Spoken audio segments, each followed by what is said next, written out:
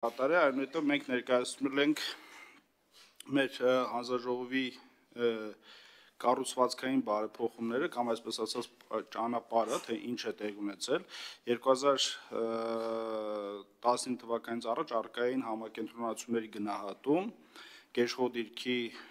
վերահսկողության ֆունկցիան, հակամրցակցային համաձայնությունների ֆունկցիան եւ ամբարեխիղճ մրցակցության ֆունկցիան 2019 թվականին ավելացեցինք շուկաների վերլուծությունը, պետական մարմինների հակամրցակցային գործողությունների վերահսկողությունը, պետական օժանդակությունը եւ արդեն 2023 թվականին սկսեցինք սպառողների շահերի պաշտպանություն անել, իսկ 2024 թվականին արդեն այդ ԵՄ ՍԵՊԱ-ի շրջանակներում համաձայնությունների առաջի փաթեթը բերեցինք, մենք հազարություն ենք վերցրել, որ մինչեւ 2026 թվականի ավարտը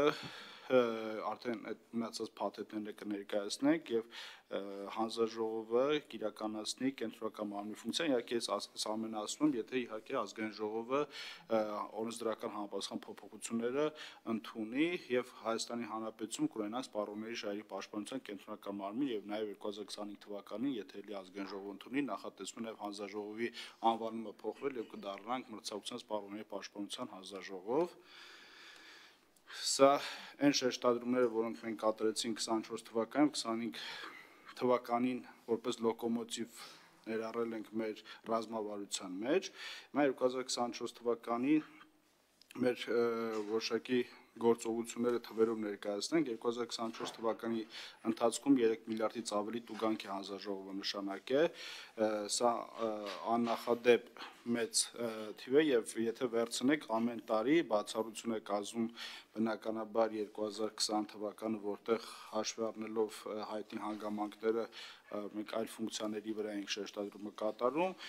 եւ ուսումնասիրությունների քանակը եւ պրոցեսների քանակը եւ վարույթների քանակը ամեն տարի պրոգրեսիա է ենթարկվում եւ օրինակ 2024 թվականին 3 միլիարդ 46 միլիոնից մի փոքր ավել տուգանք է նշանակվել, իսկ բյուջե մուտքագրված գումարը եղել է 1 միլիարդ 124 միլիոնից մի փոքր ավել, դա չի նշանակում մնացածը չի մուտքագրվել, ուղղակի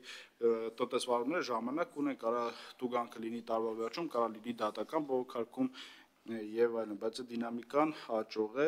եւ մի հետաքրքիր տվյալ ասենք, նաեւ աճում է դինամիկան մեր թվայնացված պլատֆորմի այցելությունների քանակը, մենք դա ենք հաշվով, ասենք թվայնացրեցինք, բիզնեսին տվեցինք հնարավորություն թվային տիրույթում մեր հետ շփվել, անձնական շփումները բացառելու, ավելի թափանցիկ եւ ավելի հեշտ վարչարություն անելու համար եւ արդեն մեր այցելությունների քանակը 100,000-ին է մոտենում, ինչը մոտ 3 անգամ, 2.5 անգամ ավել է, քան 2022 թվականին, դրա վրա մենք բավական մեծ ուշադրություն եւ ջանք ենք թափում, հիմա արդեն նախատեսվում է սպառողների նոր պլատֆորմի ստեղծումը, սպառողների միջազգային օրվա նվիրված ներկայացրեցինք նաեւ սպառողի բողոքի օգնական հարթակը, որտեղ յուրաքանչյուր սպառող այսուհետ կարող է on-line տիրույթում իր բողոքը հասցեագրել բիզնեսին, մենք կօգնենք լրացնել այդ բողոքը, եթե նման խնդիր լինի, եւ այդ բողոքը ուղիղ գնում է դեպի բիզնես, տնտեսվարողը ինքը պատասխանում է այդ բողոքին, բավարարում է, չի բավարարում, սպառողը դրանից հետո եթե արձագանք է տալիս, որ չի բավարարվել իր բողոքը, նախատեսվում է, որ այդ բողոքը գնա հասարակական կազմակերպությունների, որոնք 2026 թվականին նաեւ կակրեդիտացվեն մեր կողմից, սպառողների շահերի պաշտպանությամբ հասարակական կազմակերպությունից,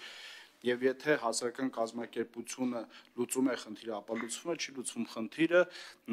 ուրեմն արդեն հանձնաժողովը կորոշի ստեղ հանրային շահի առկայություն եւ գործողություններ կատարել, ինչ է տարի դա մեզ, վարչարություն են քչեցնում, երկրորդը մենք մտածում ենք, որ եթե խնդիրը օրգանիկ է, կա իրականում խնդիր,